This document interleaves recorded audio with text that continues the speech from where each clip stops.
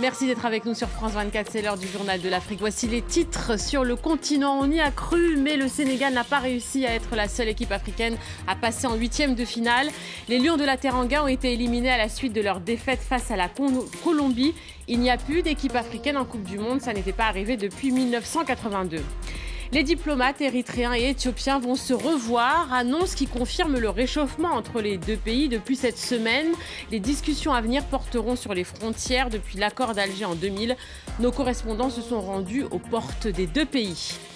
Et puis, une leçon d'histoire en fin de journal avec notre invité Tristan Thiel, scénariste de la bande dessinée sur le premier secret d'État de la France-Afrique, le rapport Brazza.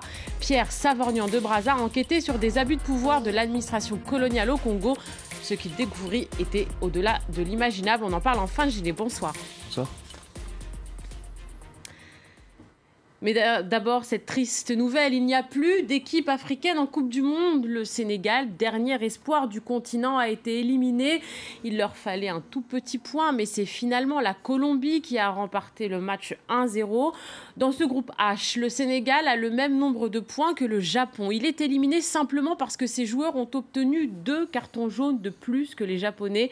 Déception à Dakar, où tout le monde y croyait. Sarah Sako a suivi les supporters des Lions de la Teranga. Le désespoir, la tristesse, la colère des Sénégalais à quelques minutes de la fin du match mené par la Colombie. Le coup de sifflet final retentit, le rêve de se qualifier s'effondre. Les supporters accusent le coup. On est vraiment désolé, l'Afrique est vraiment désolée et puis franchement, j'ai pas de mots pour m'exprimer quoi. Désolé. Je suis très déçu, surtout par Sadio Mané. Je croyais qu'il allait prendre ses responsabilités comme il le fait à Liverpool. Je suis un peu choqué par l'arbitre parce que, comme vous le savez, vous avez vu notre penalty qui n'était pas tiré par l'arbitre et ça c'est déplorable. Vraiment, je suis choquée. Je ne m'attendais pas à ça, franchement. Je m'attendais au quart de finale au moins.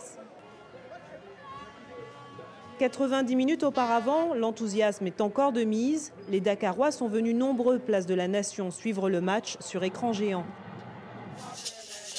Les percussionnistes chauffent les peaux de leurs tambours. Tout le monde croit encore en la victoire.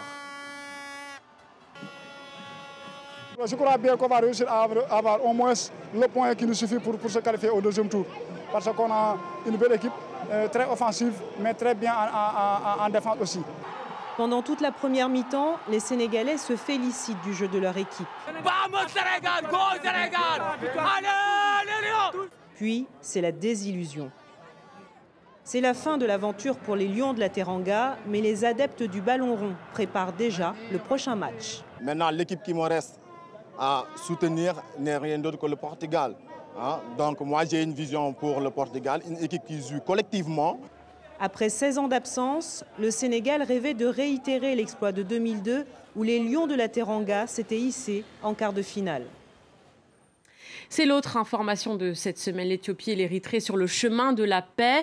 Ceux qui sont de nouveaux frères et non plus ennemis ont même décidé de se revoir. Après une main tendue du Premier ministre éthiopien vers son voisin début juin, c'est l'Érythrée qui fait un pas de plus vers la réconciliation. Après plus de 20 ans d'une situation ambivalente, sans paix ni guerre, l'Éthiopie pourrait finalement respecter les frontières déterminées par les accords d'Alger en 2000. Nos correspondants sont allés à la rencontre de ceux qui vivent à côté de la frontière contestée, côté éthiopien. Voyez leur reportage. Sur la route d'Asmara, à 150 km de la capitale érythréenne, la ville éthiopienne de Zalaambessa et ses 10 000 habitants. Kassaï nous emmène à proximité de la frontière, fermée depuis plus de 20 ans. Cet endroit s'appelle Geleba. Le terrain est coupé en deux. Là, l'Éthiopie et là, l'Érythrée. L'église est en Éthiopie. À partir de l'école, c'est l'Érythrée. 5 ans après l'indépendance de l'Érythrée en 1998, une guerre éclate entre le nouvel État et l'Éthiopie. Durant 2 ans, le conflit fait des dizaines de milliers de morts et détruit la région. Les deux pays finissent par signer l'accord de paix d'Alger en 2000. Une commission d'arbitrage délimite alors le tracé de la frontière qu'Addis Abeba ne respecte pas. Le 5 juin, le Premier ministre éthiopien Abiy Ahmed a annoncé sa décision d'appliquer ces accords. Mais les habitants espèrent être consultés avant une nouvelle répartition des terres. Tout autour de la ville, il y a l'Éthiopie, il y a l'Érythrée, mais les paysans vivent ensemble. Ils sont mélangés et ils savent quel terrain appartient à qui.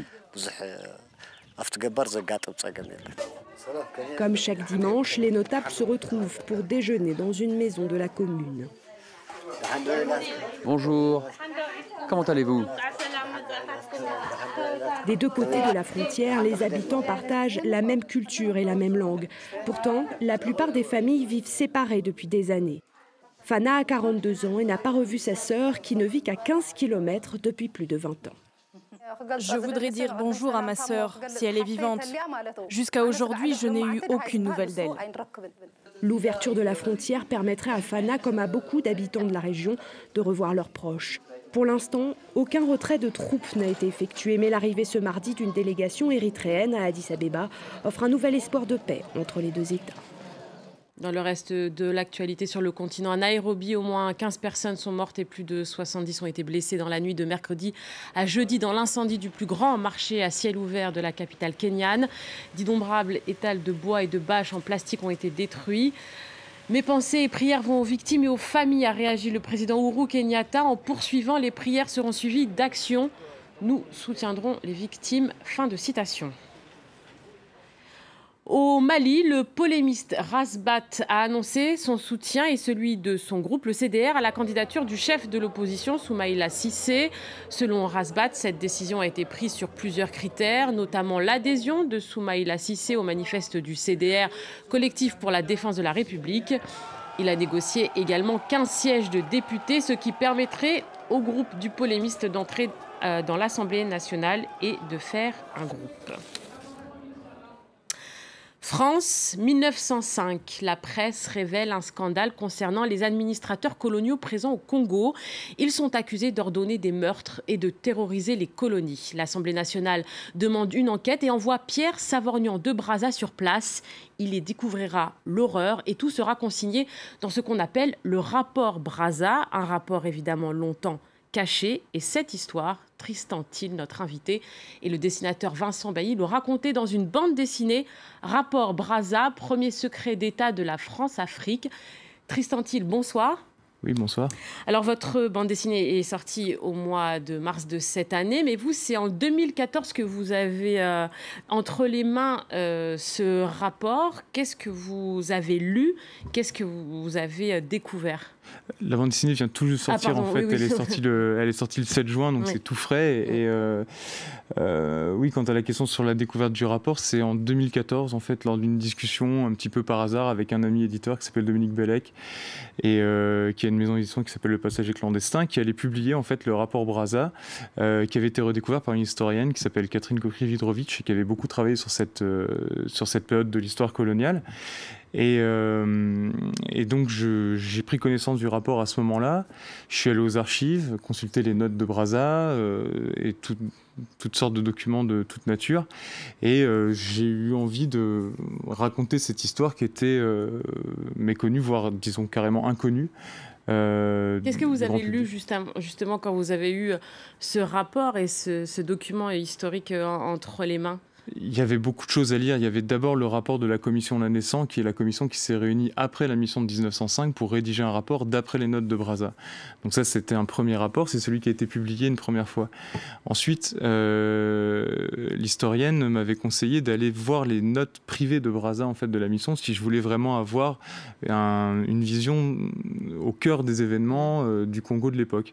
Ce que j'ai fait, et en fait, la BD s'appuie en partie donc sur le rapport Lannessan et sur les notes privées de Brazza. Donc il a découvert, lui, des massacres. On dit qu'il a découvert l'horreur. Est-ce que c'est ce qu'il décrit dans ses notes privées ? Alors il décrit beaucoup de choses et qui sont... alors on va pas faire une espèce de hiérarchie de l'horreur ou des crimes qu'il a découvert, mais disons qu'un des principaux, c'est un système assez généralisé, en fait, de prise d'otages dans les populations des villages, des femmes et des enfants, pour forcer les hommes à travailler dans les plantations de caoutchouc.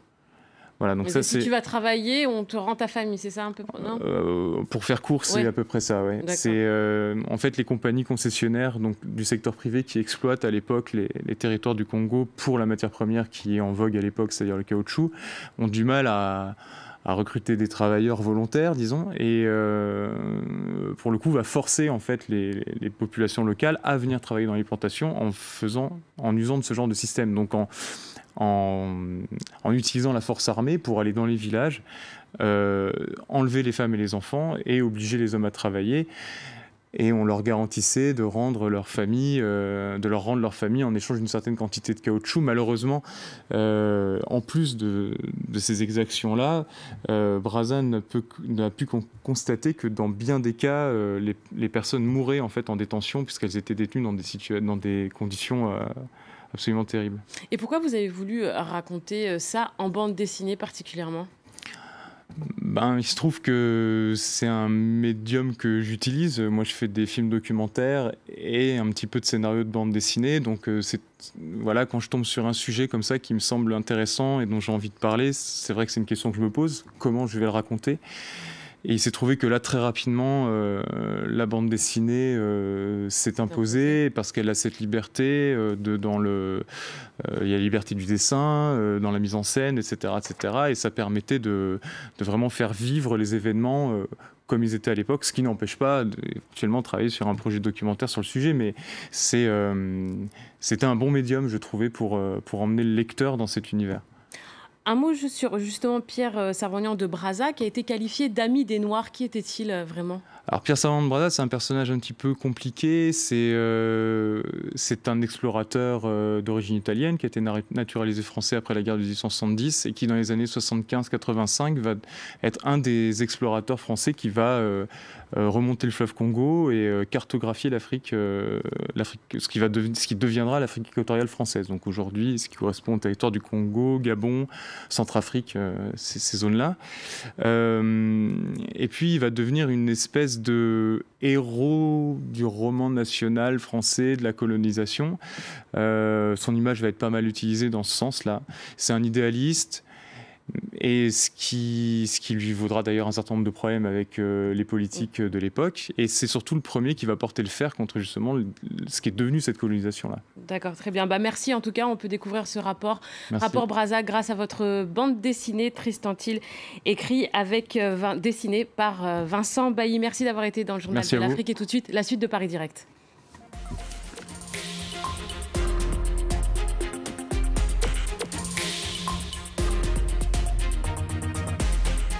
Cet été, France 24 se met à l'heure russe pour célébrer le football. Jusqu'au 15 juillet, nos équipes sont sur place, ici à Moscou et dans d'autres villes de la Grande Russie, pour vous faire vivre la Coupe du Monde de l'intérieur. Retrouvez-nous tous les jours pour des éditions spéciales, des entretiens, des directs, les dernières informations, les coulisses avant-match, les rencontres avec les supporters. Vous ne manquerez rien de cet événement exceptionnel. Vivez en direct la Coupe du Monde de football sur France 24 et France24.com.